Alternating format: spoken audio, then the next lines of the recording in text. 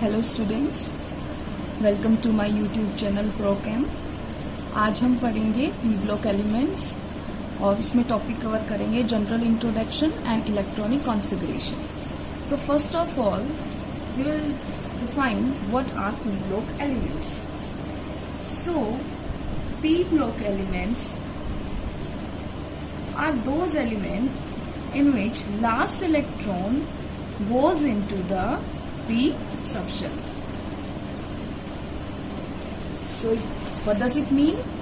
जब आप configuration fill करते हैं, किसी भी इलेक्ट्रॉन्स की फिलिंग करते हैं, तो जो सबसे लास्ट वाला इलेक्ट्रॉन है वो p सबशेल के अंदर आएगा। What does mean by p subshell? p subshell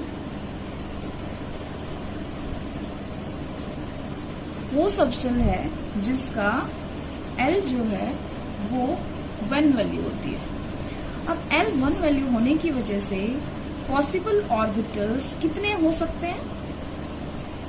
that will be equal to -L से लेके +L तक जितनी वैल्यू पॉसिबल हैं।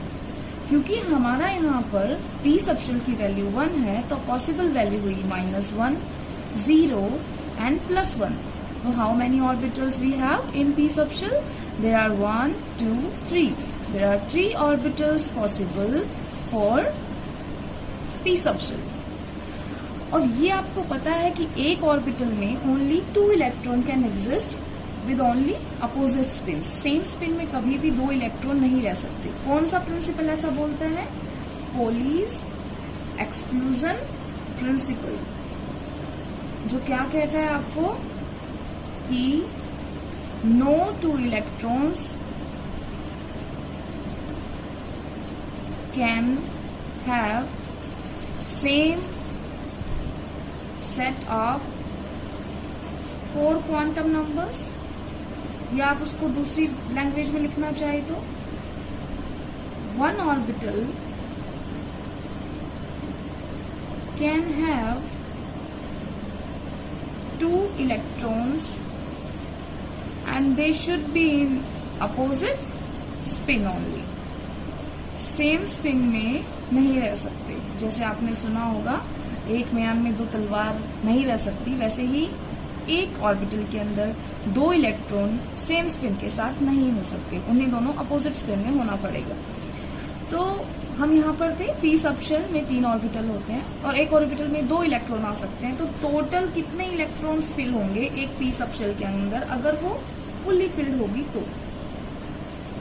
तो हम कैलकुलेट कर सकते हैं। हमारे पास 3 ऑर्बिटल हैं, एक ऑर्बिटल में 2 इलेक्ट्रॉन आते हैं, तो it will be equal to 6 electrons, कि 6 इलेक्ट्रॉन में फिल होगा। इसी से आपका ये भी आंसर आ जाता है कि how many groups are there in p block elements. तो how many groups? Group number 13 to 18 ये p ब्लॉक एलिमेंट्स के अंडर आते हैं। ये इनकी पोजीशन है आपकी मॉडर्न पीरियोडिक टेबल के अंदर।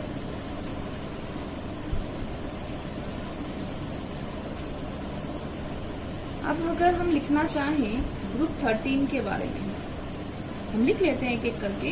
Group 13, group 14, group 15, group 16, group 17 and group 18. Now boron, aluminium, gallium, indium and thallium. Now boron के बाद हमारा आता है carbon, silicon, germanium, tin and lead.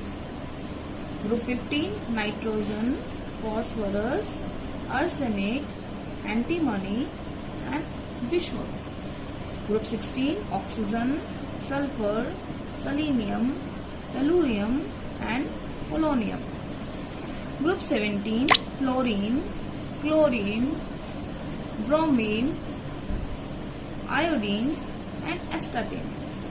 Group 18 helium, neon, argon, xenon, radon. अब हम बात कर रहे हैं ग्रुप 13 को किस नाम से बुलाते हैं। ग्रुप 13 जो फर्स्ट मेंबर होगा ग्रुप का, उसी को हम बोलेंगे, और that is called group 13 is also called boron family, because ये सारे एक ही प्रॉपर्टीज दिखाते हैं, सेम ग्रुप में होते हैं, तो इन सबको बोला जाएगा बोरॉन फैमिली, क्योंकि बोरॉन रिप्रेजेंट कर रहा है इनको। इसे बोला जाएगा carbon family, and so on. Group 15 को बोला जाएगा नाइट्रोजन फैमिली। इनके लिए स्पेशल नाम नहीं है, इनका जो फर्स्ट मेंबर होता है ग्रुप का, उसी नाम से जाना जाता है। अब हम बात करें ग्रुप 16 की। एक तो आप इसे ऑक्सीजन फैमिली बोल सकते हैं, दूसरा इनके लिए नाम होता है चैल्कोजेंस। क्या होता है? चैल्कोजेंस। अब what does mean by chalcogens? Gen means producing, producer, producing. Chalco मतलब और आपको पता होगा मेटल जो भी अर्थ में किसी भी रूप में मिल जाए आपको, वो मिनरल होता है, और अगर हम इकोनॉमिकली उसे एक्सट्रैक्ट कर सकते हैं किसी में से, इकोनॉमिकली हमें बेनिफिट रहे, अगर ऐसा मिनरल वो होता है, उसे और कहते हैं। जैसे आपने सुना होगा एल्यूमिना, Al2O3 2H2O, उसी तरीके से उसमें कौन होता है? एल्यूमिनियम के साथ दूसरा एलिमेंट ऑक्सीजन। जिंक ब्लेंड है तो उसके फॉर्मूला क्या होता है? ZnS।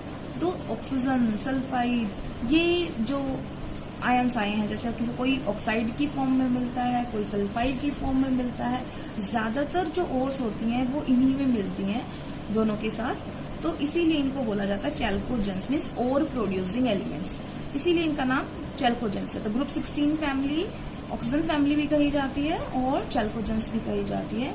अब हम आते हैं ग्रुप 17 पे। ग्रुप 17 है, एक तो आप इसका नाम दे सकते हो फ्लोरीन फैमिली, बट ज्यादातर इसे जिस नाम से जाना जाता है वो है हैलोजेंस। हैलो मीन्स सॉल्ट और जेंस मीन प्रोड्यूसिंग।